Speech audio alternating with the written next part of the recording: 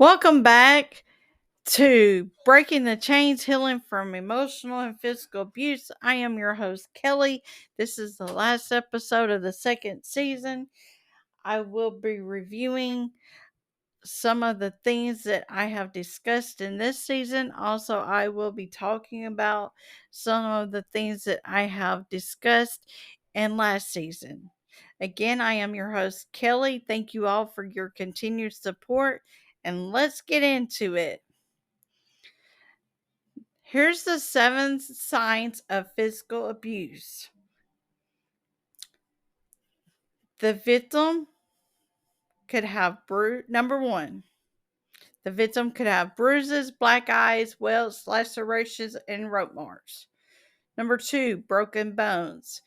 Number 3, open wounds, cuts, punctures, untreated injuries in various stages of healing. 4, broken eyeglasses, frames, or any physical signs of being punished or restrained. 5, laboratory findings of either an overdose or underdose of medications. 6, victims reported being hit, slapped, kicked, or mistreated. 7, victims' sudden change in their behavior. And I am not an attorney, so for legal purposes, that is why, because of what I'm going to state, you can file a restraining order or an order of protection if you have endured any of the physical abuse at your local law enforcement to protect you and your children. And the restraining order or the order of protection, if you relocated, will also hold up in the new place that you located to. So here is the 9 signs that you're in an emotionally abusive relationship. Number 1, you're on a daily roller coaster, meaning 1 minute your abuser is loving and the next punishing you for not doing things correctly, and manipulation always plays a huge role. 2, they isolate you. Your abuser will isolate you from your family and friends. It's healthy to have relationships or friendships outside of your partnership. The abuser doesn't think that you should have healthy relationships with your family and friends. However, that isn't the right way. 3, issues of jealousy. An emotional abusive partner is jealous of your relationship with your kids, family members, church members, and friends. If this person was secure of themselves, then they would trust you to have relationships with people close to you without getting jealous of your other relationships or friendships. 4, arguments always escalate quickly. Occasional arguments in a partnership aren't uncommon. In an emotionally abusive partnership, arguments will escalate very quickly and have no end point. Just don't argue back. Go to another room.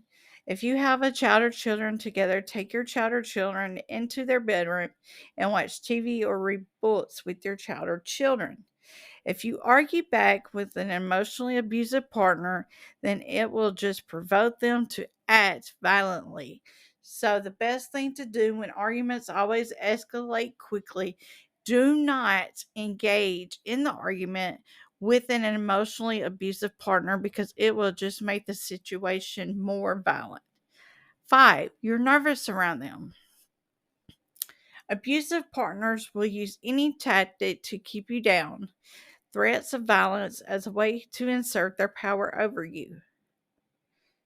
If you're living in fear with an emotionally abusive partner, get out immediately. 6, constant put downs. No matter how hard you love and try to make this partnership work, it's never right or enough to an emotionally abusive partner. When you talk to your abusive partner about your accomplishments or about small decisions, the abuser will always put you down and make you feel small. 7, you'll go out of your way to make them so happy. There's nothing wrong with wanting your partner to be happy. But when you find yourself searching and pleading for your own happiness, that's a big issue. You will always stay silent after years when you're angry at your abuser to keep a peaceful environment. 8, you feel trapped. Always the victim feels a sense of helplessness in an emotionally abusive relationship because the abuser is controlling all areas of your life. If you are feeling trapped, just take the courageous step and walk away from the emotionally abusive partner. 9, you start believing you're the problem. After all the put downs and arguments, you start believing that you aren't worthy of nothing less than the abuse. However, that is untrue. You are worthy to be respected and treated and to be loved the right way.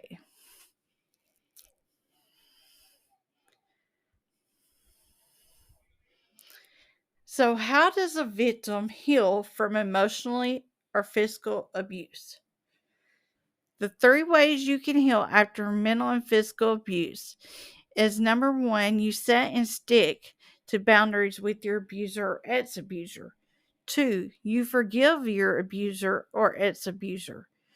3, you regain your self esteem. So, I'm going to discuss, as I named the 3 ways to heal after mental and physical abuse, I'm going to restate each of the 3 ways and go into more detail. Number 1, when you're setting and sticking to boundaries with your abuser or ex abuser.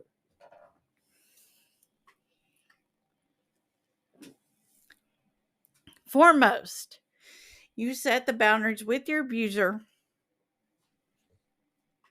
or ex abuser for your peace of mind. To live without this extended drama.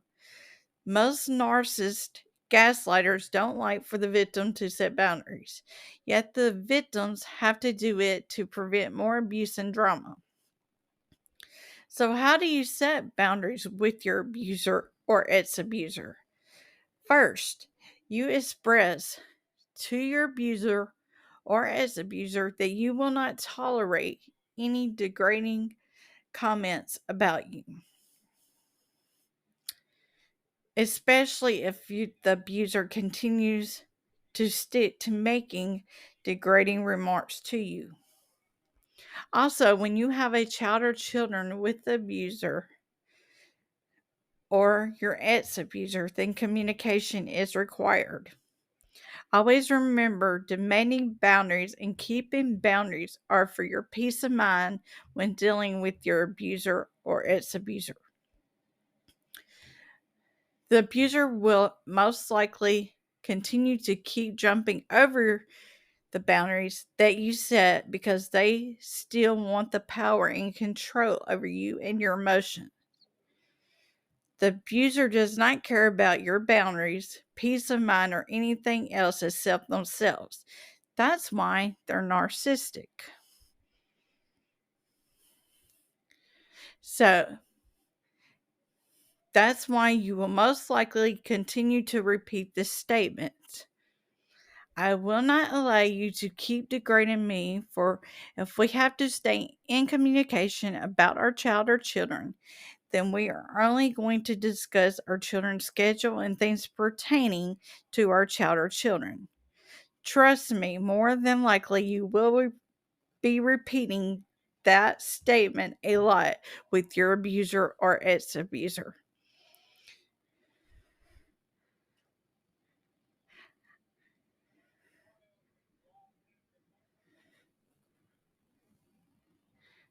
Do not defend yourself back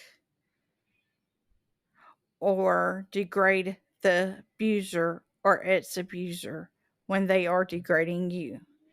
because the abuser is just wanting you to degrade them so they can make you look like the one with the issues and not them.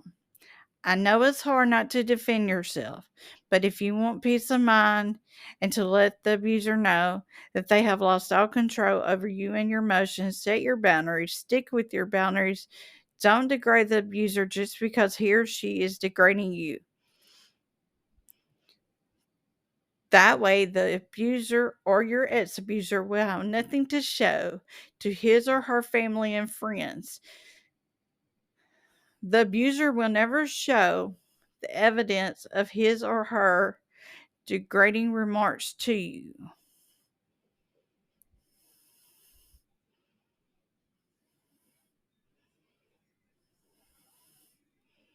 That's why I will continue to refer to this as gaslighting and the smear campaign, for this is what the abuser is all about.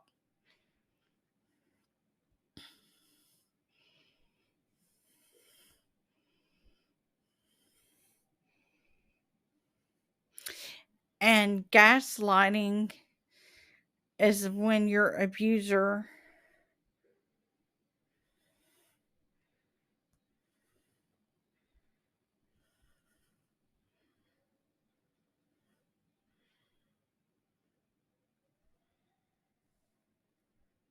is making false allegations to you, trying to manipulate you to feel very bad instead the very thing that the abuser is gaslighting you about is what he or she is doing and not the victim. When your abuser is using the gaslighting technique on you, then he or she wants to have all power and control over you and your emotions. So here's an example of a gaslighting technique.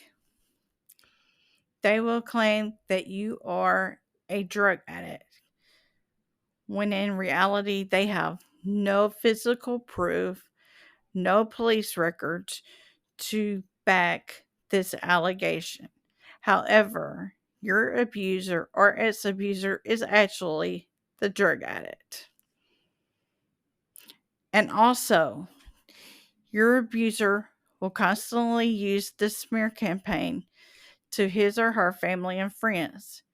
The smear campaign is when your abuser is lying about the victim to persuade everyone that their victim is the bad person. Here is an example of the smear campaign used by an abuser. My victim is an alcoholic. Knowing that the abuser does not have any physical proof, no police records, or anything else to prove that the victim is an alcoholic. The smear campaign is only so that the abuser can play the victim, when in reality, the only person that is truly suffering from all the emotional and physical abuse is the victim. And the second way to heal after mental and physical abuse is to forgive your abuser or ex abuser.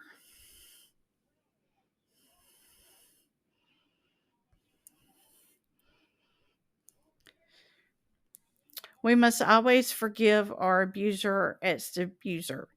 It may take a lot of prayer and time, but it must happen in order for you to move on with your healing process. You may never receive an apology for all the harm that this abuser or its abuser caused in your life and in your children's life. However, forgiveness is very important in the healing process. And as a Christian, Jesus even forgave the people who nailed him to the cross, for Jesus stated, "Father, forgive them, for they know not what they are doing." I am not stating that your abuser or ex abuser does not know what he or she is doing. Forgiveness is very hard work because your abuser may continue to degrade your character, threaten your life, or do both. Remember, you aren't the one with the issues, for the abuser is the one with the many toxic characteristics. You're the one creating a peaceful environment for you and your children. Personally, I know that forgiveness doesn't happen in one day or one night or not in a few weeks or not in a few months. Sometimes it takes years.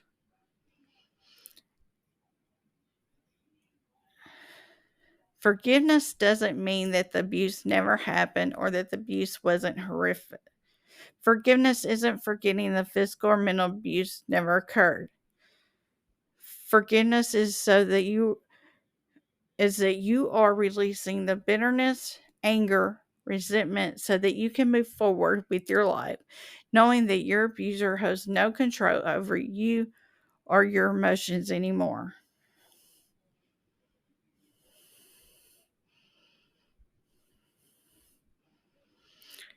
You're not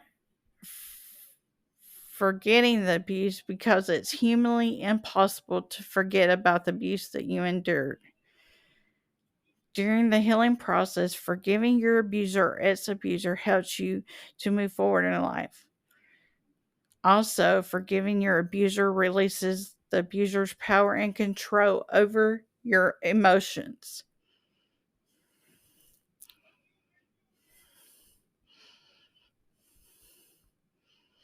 So, the third way that you can heal after mental and physical abuse, you have to regain your self esteem.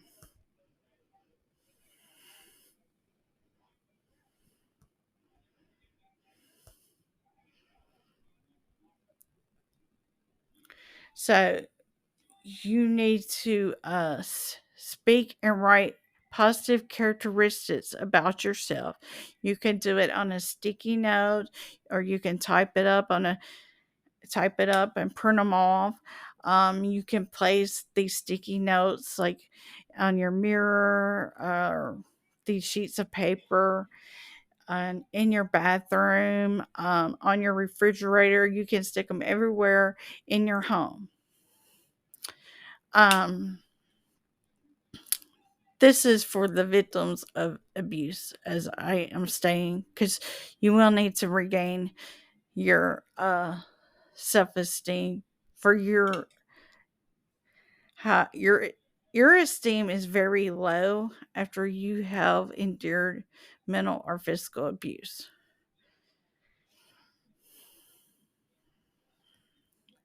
Say the positive characteristics about yourself daily and focus on it.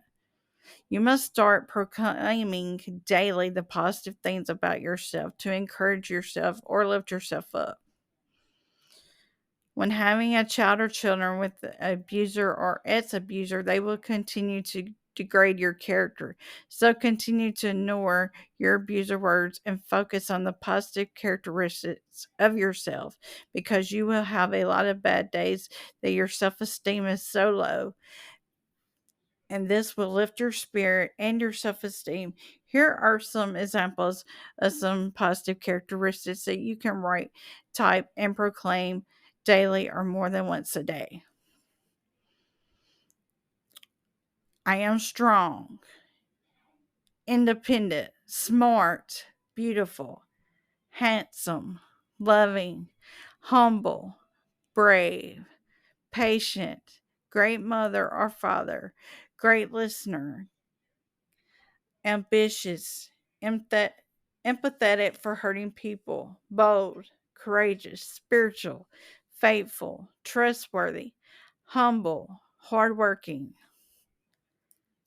There are more positive characteristics that you can also list about yourself. And I want to quote a paragraph from this paragraph is by Rose Hill Designs by Heather. The last name is spelled Sillulfsen. Today, know that you're good enough. Stop worrying if you're pretty enough, rich enough, smart enough. You must know that you're enough. Don't let negative thoughts have power over you. Take a deep breath and know that you matter and you are good enough. And always remember, you're not the problem. You're the survivor of an abusive partner or ex abusive partner. You're the one who escaped. You're the one who was You're the one who was spared. You're an endurer. You're a fighter. You're a successor. I'm extremely proud of you for taking the courageous steps to leave your abuser. Continue to fulfill your goals in life, and your legacy will be passed down for generations. Thank you all for listening to my podcast, and thank you all for your continued support. And have a great Saturday night.